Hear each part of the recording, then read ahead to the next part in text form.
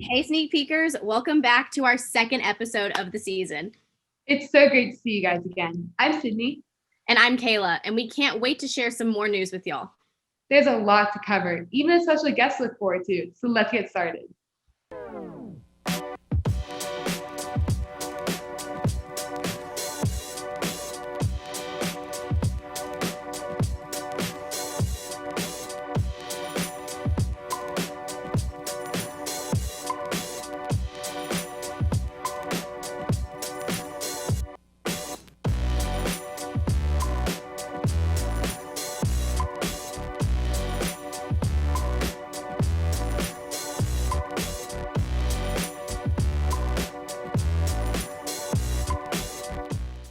Since the beginning of quarantine, we've been anxiously waiting for new content to be released. That's right. Now that some things have been up and running again, we're able to see the return of some of our beloved TV shows and movies. October is going to give us plenty of new content. Shows like Fear the Walking Dead and Star Trek Discovery will be premiering their newest seasons in the upcoming weeks. Even The Masked Singer, one of the world's most unique reality competition shows, has made a return with celebrity guests such as Busta Rhymes and Brian Austin Green behind the mask. As if the return of these shows wasn't enough, we're so happy to see that award season is back in action as well. The CMT Music Awards will be broadcast on October 21st with stars Kane Brown and Sarah Hyland as the hosts.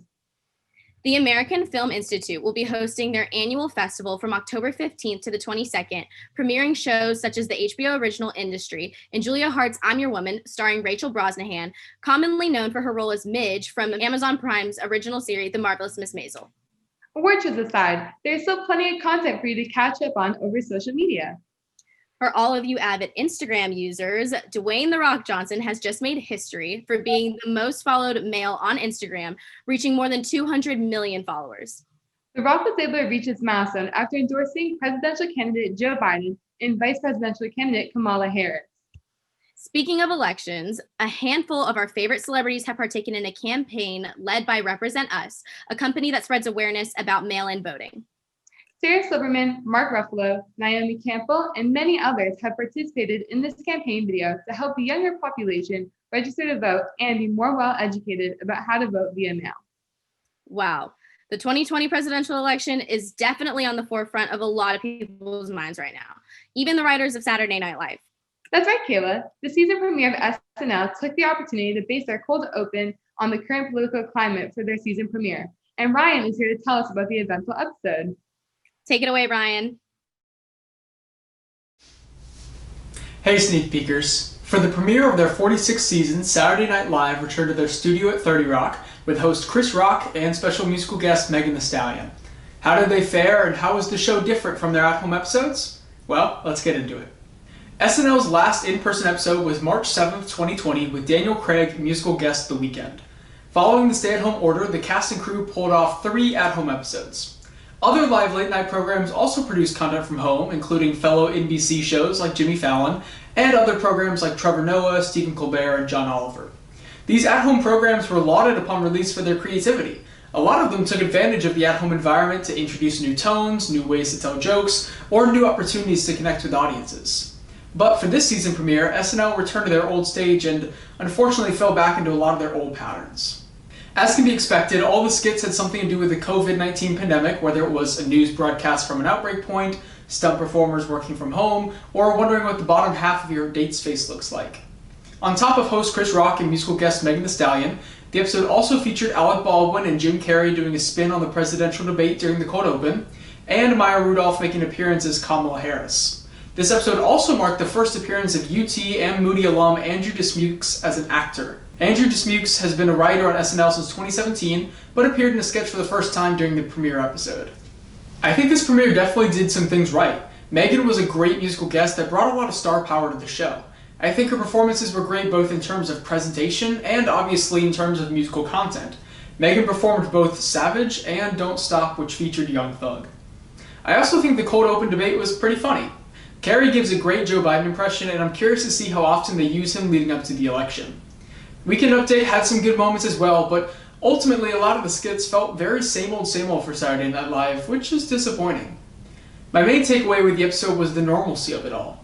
With the stay-at-home episodes, SNL and other late-night programs had to find innovative ways to create content. And through that innovation, I thought we actually got a lot of great material. Coming back in the studio was a chance for all of these shows to change up the format a little bit and blend some of the new in with the old. But the premiere episode of SNL felt content to fall back into the same rhythm SNL has been in for years now, and it honestly felt a little tired here. Sure, there were some funny segments, but ultimately the comedic aspects of the show just didn't have a lot of energy or momentum, especially compared to Megan's musical performances. But my hopes are up for the upcoming episodes. Issa Rae is an upcoming host and I'm a huge fan of hers, especially from her show Insecure, so hopefully she can inject some life into SNL. SNL isn't the only show returning to the studio after at-home episodes. The aforementioned late-night shows, after much success at home, have almost all returned to the studio. Fallon, Kimmel, Colbert, and Corden are all in person, with the notable exceptions being John Oliver and Trevor Noah. As COVID cases increase, it'll be interesting to watch and see what these shows do, but in the meantime, I'll look forward to future SNL episodes. Thanks, and now back to Kayla and Sydney. Thanks, Ryan. I absolutely loved Jim Carrey as Joe Biden. Me too. I'm glad to see that beloved shows like SNL are still able to create new content, even during times like these. We all need a good laugh every once in a while. We still have so much more content to cover, but we'll get right to it after this quick commercial break. I don't know about you, but with all this free time with virtual school, I've been looking forward to new movies to watch. Me too. Good thing we have Esther here to give us a review on one of Netflix's newest original movies, Enola Holmes. Let's hear it, Esther. Just last month, Netflix brought us the new blockbuster, Enola Holmes. The film is an adaptation of Nancy Springer's 6-book series, directed by Fleabag's Harry Bradbeer. Millie Bobby Brown masterfully plays the protagonist, Enola Holmes, alongside her detective brothers, Sherlock and Mycroft Holmes, played by Henry Cavill and Sam Claflin, the more memorable characters associated with Sherlock Holmes. Also starring as Eudora Holmes is the hugely talented Elena Bonham Carter. The film allows its complex female lead, Enola, who steals the show with her unwavering independence and unconventional portrayal of gender and societal norms for the late 19th century. This proves to make her extraordinary, which is a word used meaningfully by her mother. Speaking of her mother, Eudora abandons Enola on her 16th birthday with no explanation. The untimely disappearance results in Mycroft and Sherlock's unwelcome and overdue return to the family home. With the threats of reform school looming, Enola escapes to London, leaving home for the first time and sending her on a journey to find her estranged mother.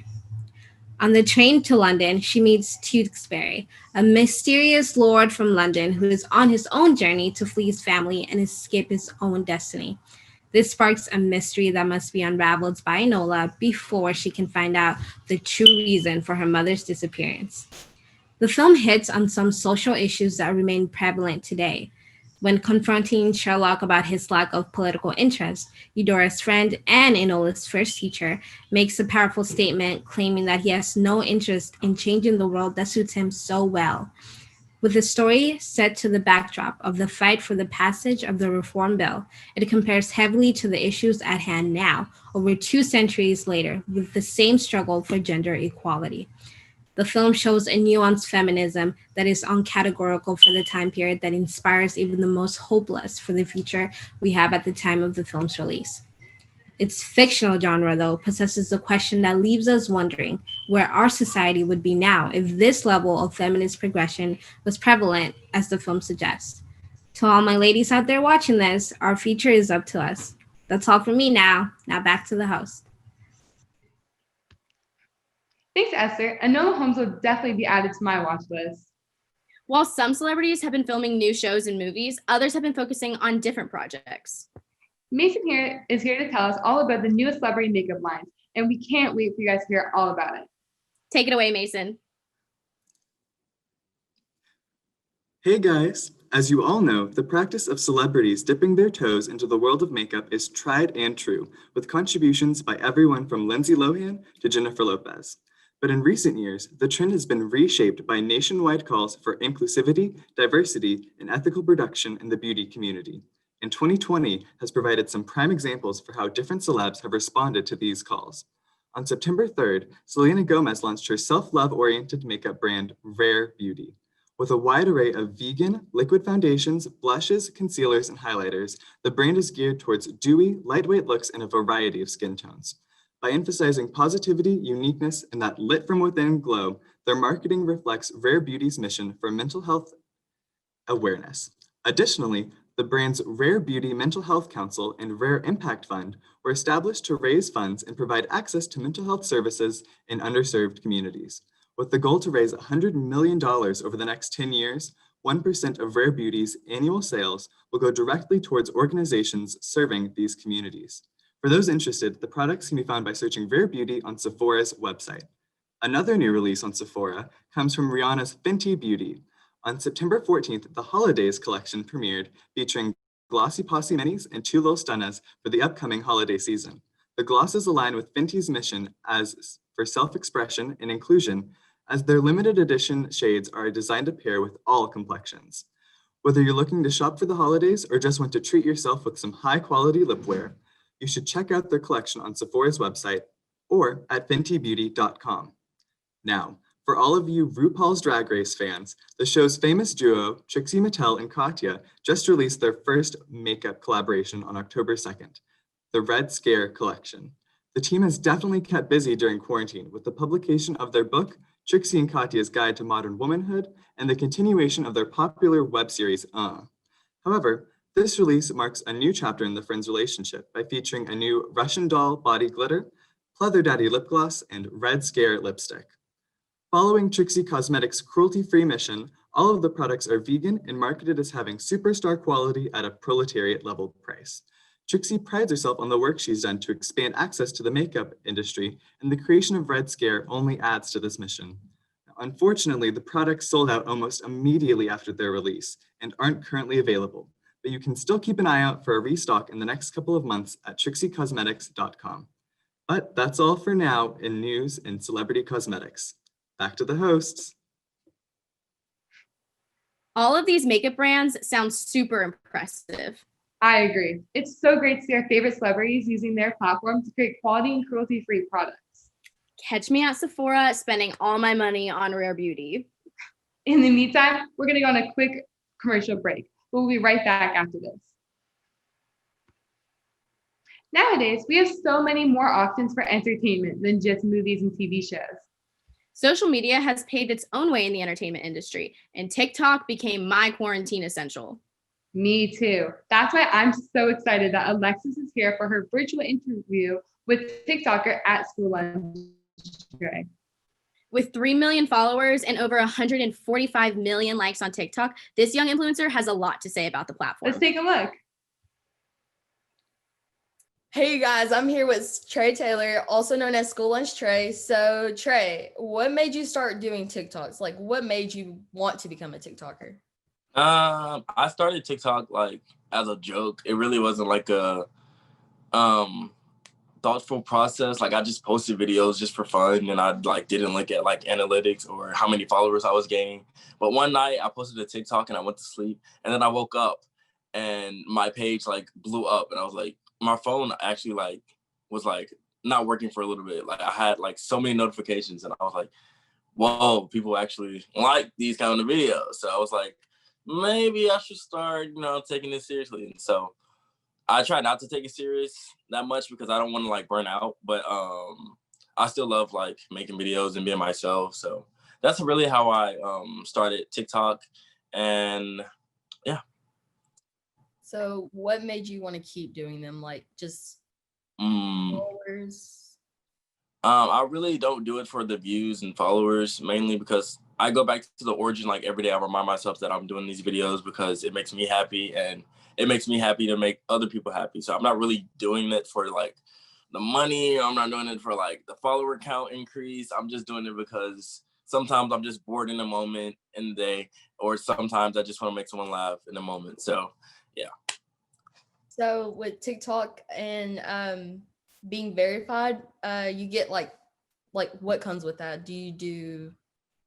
With being verified, TikTok personally like attracts companies to me, so they like give me companies that want to work with me through my agency, and TikTok like sends me stuff, and they send like maybe, I think last month was like a Black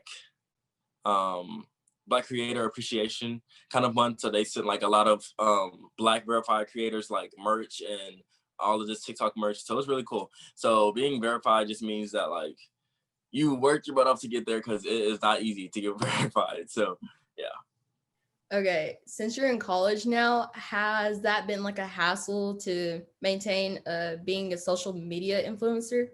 Honestly, I thought it would. Before I went to college, I was like, I'm not gonna have any time for like social media or anything. But like, if you really think about it and you really like want to time manage really good, which I'm really bad at. So that's the funny part. So sometimes I just post in a moment. I don't really like planning TikToks, because I feel like if I plan a TikTok for like a certain time, then I don't go by the time, because I'm already bad at time management. So I just post like when I feel funny, or when I feel like ready to just put something out there. So I really don't have any trouble like with homework and like trying to balance homework and TikTok. So it just comes when I post a TikTok. So it's not that bad. So have like you made any friends with anybody that? Yeah, I've made loads of friends, loads of from all view counts, from all influencer platforms. And people believe that TikTok is like a temporary thing. I mean, obviously it's temporary, but like it's really a building block to like start. If someone wants to be an influencer or content creator, it's like a building block for them, because I've met so many people, and when I moved to LA, I already have connections with people that I can meet and branch off from TikTok into other things. So like TikTok is really good for meeting a lot of people with just different backgrounds and then different connections. So I love it. That's good. I know that you get on YouTube sometimes. Are like you thinking about building a status on there? Yes. That was my next step. Actually, I want to from TikTok. Obviously, I'm not gonna do TikTok for like the next 5 years. I'm probably gonna quit. I don't know, but I want to branch my following / platform into YouTube, because TikTok can be a lot with like the videos and like the controversy on there. So I really want to like branch off into it, because I know TikTok is not gonna last that long, just keeping it real. But YouTube does look like a really nice, suitable like place for me, especially in the future when I move to LA, because monetization on YouTube is really good for YouTubers who work really hard for it. And I'm willing to work that hard so I can have a good living in LA, because LA is no joke. So I'm like really curious. Has like any celebrities like said like any like comments towards you or like reached out? Which which is from the Ellen show? He's like the DJ. Yes. He's reached out, and I was like, what? What? How is that possible? Like, it's crazy. Who else?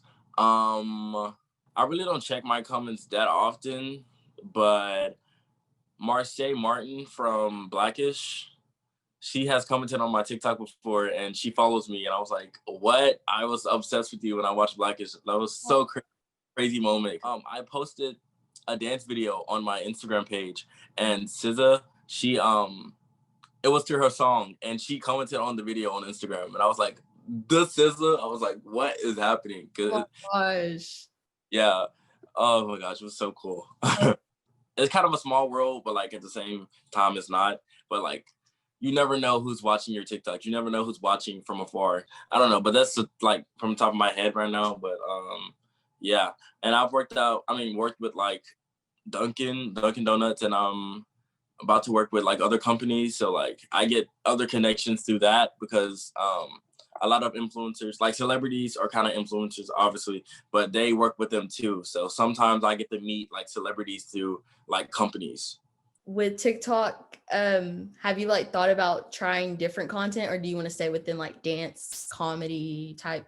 For now, I think dance and comedy is pretty much up my alley. I don't want to do anything like, I love being versatile, but I don't want to do anything that's like I'm working too hard at. Not saying I'm really good at dance and comedy, but like those are like, I guess, the aspects of my content that makes me the most happy and makes me the most creative and even vulnerable, you know what I mean? And so I would love to like branch off into like painting or something like that. But like, I feel like when creators do like so much for their content, it is cool, it's versatile, but like sometimes it can backfire. But like, I'm just here for like a good time. I like to dance and I like to make people laugh. So I'm just gonna stick with that. All right, one last question. What do you want to take from TikTok? Like any morals, any lessons? I know people hear this all the time and they're probably like so tired of hearing it, but like being yourself, like people, even sometimes I found myself like trying to be this persona of someone else just to like appeal to like more audiences. But I found myself like not happy with my content when I did that. So I was like, let me just go back to me. Let me just go back to Trey, and I prove more happy. And you can tell, like audiences can tell when you're faking like a persona or you're faking like yourself. And so they're more appreciative of yourself when you like just be yourself the whole time and nothing but yourself. So that would be my moral or my takeaway for anyone, just to do you, literally just do you. Yeah. All right. Thank you, Trey. So I guess that's all the time we have for today. So see you next time. Okay. Thank you.